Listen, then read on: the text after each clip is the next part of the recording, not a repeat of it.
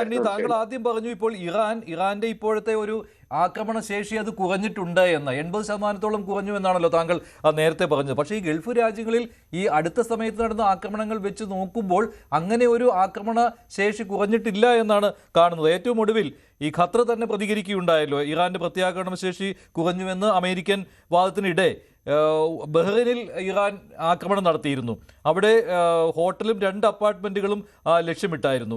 അപ്പോൾ ആ സമയത്ത് ഈ ഖത്തറിൻ്റെ ബഹ്റൈൻ ഇറാൻ നടത്തിയ ആക്രമണത്തിൽ ഖത്തർ അമീറി നാവികസേന അംഗങ്ങളും ഉൾപ്പെട്ടിരുന്നു.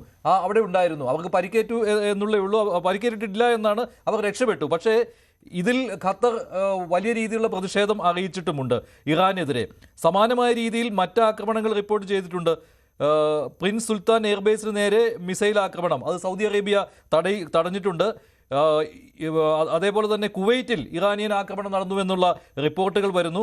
മനാമയിൽ നേരത്തെ പറഞ്ഞ പോലെ ഒരു ഹോട്ടലും 2 അപ്പാർട്ട്മെൻറ്റുകളും ലക്ഷ്യമിട്ട് ആക്രമണം നടന്നു. UAE അവിടെ നടന്ന ആക്രമണത്തെ സ്ഥിരീകരിച്ചുകൊണ്ടുള്ള വാർത്താക്കുറിപ്പ് ഇറക്കുന്നു.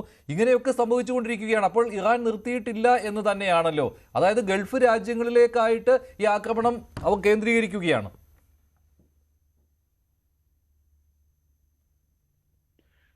മഞ്ജുഷേ, നമ്മൾ ഇറാൻ കംപ്ലീറ്റ് നിർവീര്യമായി അല്ലെങ്കിൽ ആയുധം വെച്ച് അടിയറവ് പറഞ്ഞു എന്നല്ല നമ്മൾ ക്ലെയിം ചെയ്യുന്നത്. ഇപ്പൊ റിപ്പോർട്ട്സുകൾ അനുസരിച്ചിട്ട് 80% കുറവുണ്ടായി എന്ന് പറഞ്ഞു കഴിഞ്ഞാൽ, യുദ്ധം തുടങ്ങിയ ആദ്യത്തെ ദിവസങ്ങളിൽ നമ്മളൊക്കെ ചർച്ച ചെയ്തുകൊണ്ടിരിക്കുമ്പോൾ തന്നെ എല്ലാവരും റിപ്പോർട്ട് ചെയ്യുന്ന ഒരു കാര്യം ഉണ്ടായിരുന്നു. എന്താ പറയുക, ബറാജ് ഓഫ് മിസൈൽസ് ആൻഡ് ഡ്രോൺസ്. അതായത് 100 കണക്കിന് മിസൈൽസ്, 100 കണക്കിന് ഡ്രോൺസ് ഒരേ സമയം മൾട്ടിപ്പിൾ ലൊക്കേഷനിലേക്ക് പോകുന്ന ഒരു പ്രതിഭാസമായിരുന്നു നമ്മൾ കണ്ടിരുന്നത്. എന്നാൽ അതിന്റെ ഇന്റൻസിറ്റി ഇപ്പം കുറഞ്ഞ് 3, 4, 5, 10 അല്ലെ സിംഗിൾ ഡ്രോൺ ഒക്കെ ആയിട്ട് അതിന്റെ ഫ്രീക്വൻസി കുറഞ്ഞു, ഇന്റൻസിറ്റി കുറഞ്ഞു എന്നുള്ളതാണ് കറക്റ്റ്.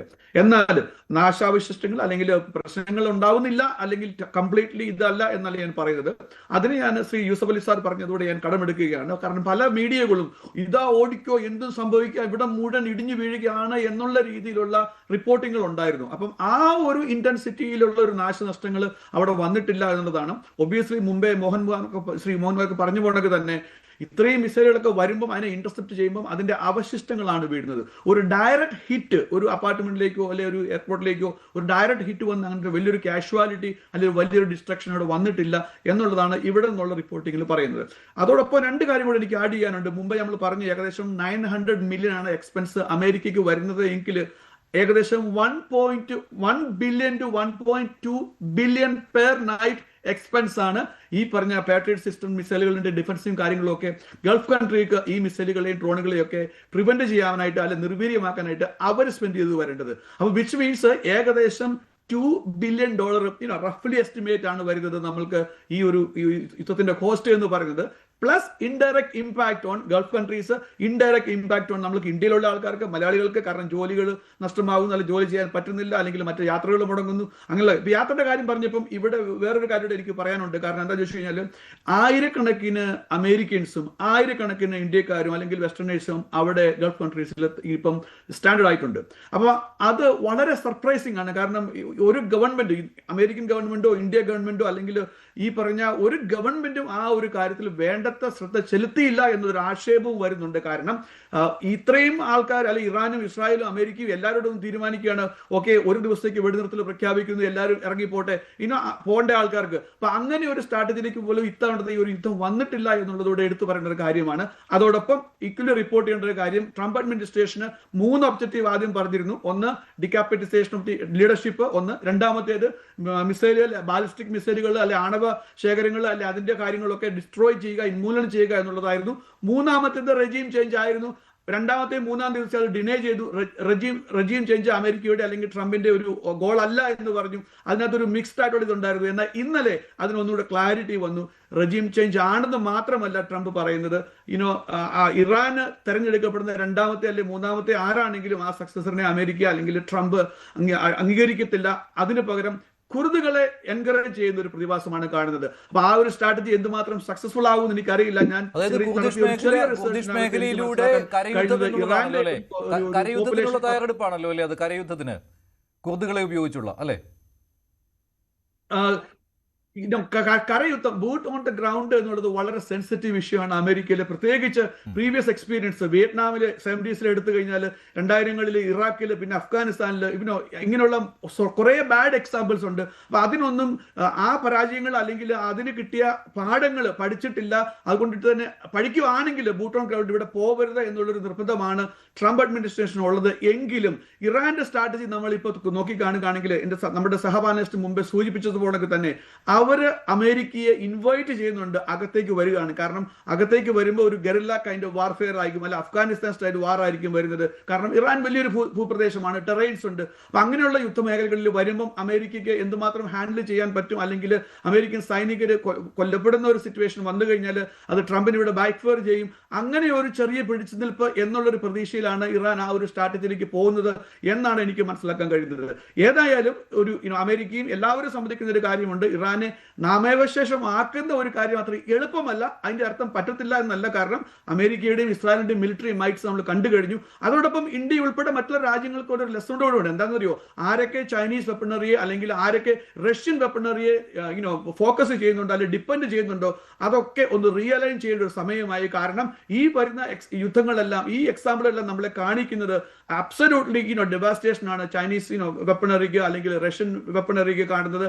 അത് കൺവെൻഷണൽ യുദ്ധത്തിലേക്ക് മാറിയിട്ട് ഒരു ടോട്ടലി ഡിഫറെന്റ് സ്റ്റൈൽ ഓഫ് വെപ്പണറി അല്ലെങ്കിൽ ഒരു യുദ്ധമുറകളാണ് ഈ ഒരു കാലത്ത് വന്നുകൊണ്ടിരിക്കുന്നത്. അപ്പൊ അതിന്റെ അടുത്ത് പിടിച്ചു നിൽക്കാൻ പറ്റാത്ത ഒരു സ്ഥിതിവിശേഷമാണ് നമ്മൾ കാണുന്നത്. അതുകൊണ്ട് തന്നെ ഏകദേശം 1 മില്യൺ to 1.5 മില്യൺ മിലിറ്ററി ഉണ്ട് എന്ന് ഇറാൻ ക്ലെയിം ചെയ്യുന്നു, അല്ലെങ്കിൽ നമ്മുടെ എസ്റ്റിമേറ്റ് പറയുന്നു. എന്നിട്ട് പോലും ഒരു ചെറിയ സ്റ്റേറ്റ് ആയ അല്ലെങ്കിൽ ചെറിയ രാജ്യമായ ഇസ്രായേൽ അവരുടെ സ്ട്രെങ്ത് നോക്കുകയാണെങ്കിൽ എത്ര അണ്ടർ 500,000 ആണ്. എന്നിട്ട് പോലും അവർക്ക് പിടിച്ചു നിൽക്കാൻ പറ്റുന്നില്ല. അപ്പൊ എന്താണ് പറയുന്നത്, സൈസ് ഡസൻ മാറ്റർ ഇവിടെ ഒരു കാര്യത്തിൽ. ഒബിയസ്ലി അമേരിക്കൻ മിലിറ്ററി ആയിട്ടാണ് ഞാൻ കമ്പയർ ചെയ്യുന്നത്. അമേരിക്കൻ മിലിറ്ററി ആയിട്ട് കമ്പയർ ചെയ്യുവാണെങ്കിൽ ഇവിടെ 1.5 മില്യൺ അല്ലെങ്കിൽ 2 മില്യൺ അതിൽ കൂടുതലുള്ള കപ്പാസിറ്റി ഉണ്ട്. മിലിറ്ററി മൈറ്റ്സ് ടോട്ടലി ഡിഫറെന്റ് ആണ്, ഇക്വിറ്റബിൾ അല്ല അല്ലെങ്കിൽ കമ്പയറബിൾ അല്ല. പക്ഷേ ഇസ്രായേലുമായിട്ട് കമ്പയർ ചെയ്യുകയാണെങ്കിൽ അങ്ങനെയാണ് വരുന്നത്. അതോടൊപ്പം വേറൊരു കാര്യം കൂടെ ഒരു ലൈൻ ഓഫ് തോട്ട് പറയുന്നത് ഇതാണ്, അമേരിക്ക ഇറാനിൽ ഫോക്കസ് ചെയ്യുമ്പോൾ ഇസ്രായേൽ അമേരിക്കയോടൊപ്പം ഇറാനിലും അതോടൊപ്പം ലെബനനിൽ ഹിസ്ബുള്ളയും അടിച്ചൊതുക്കുന്ന ഒരു സിറ്റുവേഷൻ ആണ് കാണുന്നത്. കാരണം ഇസ്രായേൽ വിശ്വസിക്കുന്നു, ബെഞ്ചമിൻ നെതന്യാഹു വിശ്വസിക്കുന്നു, ഇങ്ങനെ ഒരു ചാൻസ് ഇനി ഇസ്രായേലിനും കിട്ടത്തില്ല. കാരണം എപ്പോഴും അമേരിക്കയെ ബൂട്ട് ഓൺ ദ ഗ്രൗണ്ട് അല്ലെങ്കിൽ ഇങ്ങനെ ഒരു തോളോട് തോൾ ചേർന്ന് അവിടെ പോയി ഫൈറ്റ് ചെയ്യാനുള്ള ഒരു സിറ്റുവേഷനിലേക്ക് ഡ്രാഗ് ചെയ്യാൻ അല്ലെങ്കിൽ വലിക്കാനായിട്ട് അത്ര എളുപ്പമല്ല. കാരണം ഇവിടെ ഒത്തിരി പ്രഷറുണ്ട്. എന്നാൽ ഈ ഒരു അവസരത്തിൽ ഏതായാലും കൈപിടിച്ച് അമേരിക്കയെ കൊണ്ടുവന്നു. അങ്ങനെയാണെങ്കിൽ ആ സമയത്ത് ഇറാൻ മാത്രമല്ല ലെബനനിലുള്ള ഹിസ്ബുള്ളയുടെ ടാർഗറ്റുകൾ അല്ലെങ്കിൽ ടാർഗറ്റിൽ എവിടെയൊക്കെ ഉണ്ടോ അതിനെയും കൂടെ ഉന്മൂലനം ചെയ്യണം. ഇറാന്റെ പ്രോക്സികളെ കൂടി നേരിടുവാനും ഉന്മൂലനം ചെയ്യുവാനുള്ള ശ്രമമാണ് അമേരിക്കയും ഇസ്രായേലും ചേർന്ന് നടത്തുന്നത്. മറ്റൊരു കാര്യം ഡോക്ടർ ജി ഗോപകുമാർ, ഇപ്പോൾ ഇന്ത്യയുടെ ഈ സ്റ്റാൻഡിൽ അതിലെന്തെങ്കിലും അപാകത കാണുന്നുണ്ടോ? പ്രതിപക്ഷം ശക്തമായ സമ്മർദ്ദം ചെലുത്തുന്നു. അതിനിടെ എസ് ജയശങ്കർ ഇറാൻ വിദേശകാര്യമന്ത്രിയെ ഇന്ന് വിളിക്കുകയും ചെയ്തിട്ടുണ്ട്, ഫോണിൽ വിളിച്ച് സംസാരിക്കുകയും ചെയ്തിട്ടുണ്ട്. ഇന്നലെ വിദേശകാര്യ സെക്രട്ടറി ഇറാൻ എംബസിയിൽ പോയി അനുശോചനക്കുറിപ്പിൽ ഒപ്പുവയ്ക്കുന്നവരെ കാര്യങ്ങൾ എത്തിയിട്ടുണ്ട്. അതിലും കൂടുതൽ കാര്യങ്ങൾ ഇന്ത്യ ഇക്കാര്യത്തിൽ ഇറാനൊപ്പം എന്നുള്ള നിലപാട് സ്വീകരിക്കേണ്ടതുണ്ടോ?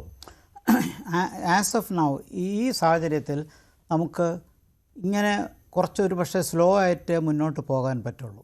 വളരെ ജഡിതിയിലെടുത്തൊരു തീരുമാനം നമ്മൾ മുന്നോട്ട് കൊണ്ടുപോവുക, ഒരു വ്യക്തമായൊരു സ്റ്റാൻഡിലേക്ക് ചെല്ലുക, അതൊക്കെ ഇപ്പോൾ നമുക്ക് നേരിട്ട് ബന്ധമില്ലാത്തൊരു യുദ്ധത്തിൽ നമ്മൾ അഭിപ്രായം പറയാൻ പോവുകയും നിലപാടെടുക്കുകയും പോവുകയും ചെയ്യുമ്പോൾ നമ്മുടെ മറ്റ് പല താല്പര്യങ്ങൾക്കത് പ്രശ്നമാകും. അതുകൊണ്ട് തന്നെ നമ്മളിപ്പോൾ ആദ്യം ഖമേനിയുടെ വധത്തെക്കുറിച്ച് നമ്മളൊന്നും പറഞ്ഞില്ല. ഇപ്പോഴാകട്ടെ എംബസിയിൽ ചെന്ന് പൂക്കൾ വയ്ക്കുകയും നമ്മുടെ അനുശോചനം രേഖപ്പെടുത്തുകയും ചെയ്തു. അതുപോലെ ശ്രീലങ്കൻ വാട്ടേഴ്സിൽ നടന്ന ഇറാൻ്റെ നേവിയെ തകർത്തതിനെക്കുറിച്ച് നമ്മൾ ആദ്യം അഭിപ്രായം ഒന്നും പറഞ്ഞില്ല.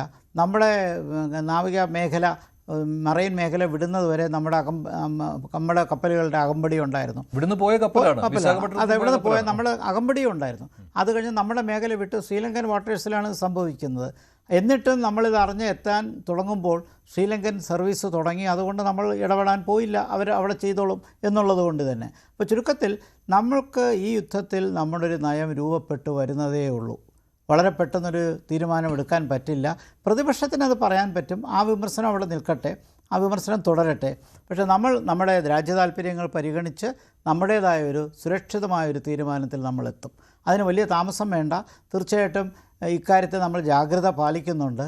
നമുക്ക് അമേരിക്കയുമായിട്ട് പല കാര്യങ്ങളിൽ പാർട്ട്ണർഷിപ്പുണ്ട്.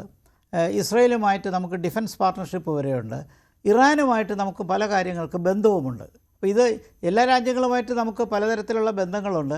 പക്ഷേ ഒരു അലൈൻമെൻ്റ് എന്നുള്ള നിലയിൽ നമ്മൾ ബൈലാറ്ററലായിട്ട് ഇതിൽ ഒരു രാജ്യമായിട്ട് ഒരു സഖ്യകക്ഷിയല്ല, യുദ്ധത്തിൻ്റെ സഖ്യകക്ഷിയല്ല. അപ്പോൾ നമ്മൾ പൊടുന്നനവേ നമ്മൾ ഇക്കാര്യത്തിൽ ചാടിക്കയറി പറയാൻ പറ്റില്ല.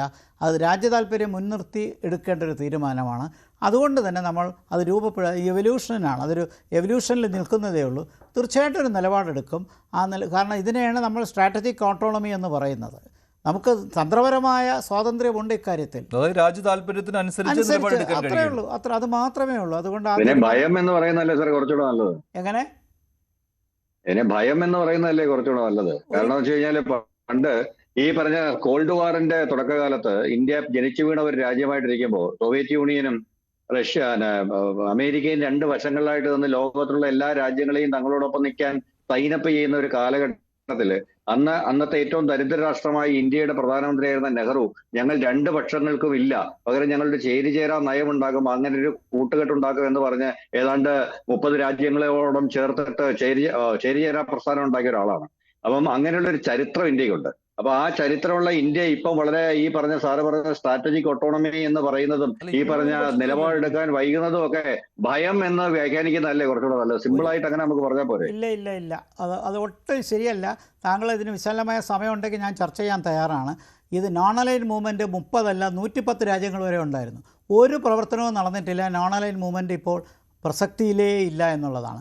ഈ സ്ട്രാറ്റജിക് ഓട്ടോണമി എന്നുള്ള പോളിസി തുടങ്ങിയത് കോൺഗ്രസ് ഗവൺമെൻറ് കാലഘട്ടത്തിലേ തുടങ്ങിയൊരു തീരുമാനമാണ്. മൻമോഹൻ സിംഗിൻ്റെ സമയത്തൊക്കെ വന്ന തീരുമാനമാണ്. അത് തുടർച്ചയായിട്ട് പോകുന്നു എന്നുള്ളതാണ്. നോൺ അലൈൻ മൂവ്മെൻറ്റും സ്ട്രാറ്റജിക് ഓട്ടോണമിയും തമ്മിലുള്ള വ്യത്യാസം എന്ന് പറഞ്ഞാൽ, നോൺ അലൈൻ മൂവ്മെൻറ്റ് താങ്കൾ പറഞ്ഞതുപോലെ നമ്മളൊരു ദരിദ്ര രാജ്യമായതുകൊണ്ട് രണ്ട് പക്ഷത്ത് നിൽക്കാതെ എന്നാൽ രണ്ട് കൂട്ടരുടെയും ഗുണം എടുക്കുക എന്നുള്ളതാണ്. എന്ന് പറയുമ്പോഴും 1971 യുദ്ധത്തിൽ നമ്മൾ തന്ത്രപരമായിട്ട് റഷ്യയുമായിട്ട് സൈനിക ഉടമ്പടി വച്ചതുകൊണ്ടാണ് അമേരിക്കയുടെ ആക്രമണം നമുക്ക് ഈ ബംഗാൾ ഉൾക്കടലിൽ വരാതെ വന്നത്. അപ്പോൾ നോൺ അലൈൻ മൂവ്മെൻ്റ് ആയിരുന്നപ്പോൾ പോലും നമ്മളിങ്ങനെ ഒരു നിലപാടിലെടുത്തിട്ടുണ്ട്, സ്ട്രാറ്റജിക് ഓട്ടോണമി എടുത്തിട്ടുണ്ട്. ഇപ്പോഴെടുക്കുന്ന തീരുമാനം എന്താണ്? നമുക്കിപ്പോൾ ആവശ്യമില്ലാതെ ഒരു യുദ്ധത്തിൽ ചെന്ന് ചാടി നമ്മുടെ സാമ്പത്തികം നഷ്ടപ്പെടുത്തുക, നമ്മുടെ എനർജി നമ്മൾ വേസ്റ്റ് ചെയ്യുക, അത് നമുക്ക് സ്വന്തം രാജ്യത്തിൻ്റെ താല്പര്യങ്ങളല്ലേ വലുത്. കൂടുതൽ വാർത്തകൾക്ക് News 18 Keralam YouTube channel subscribe ചെയ്യുക.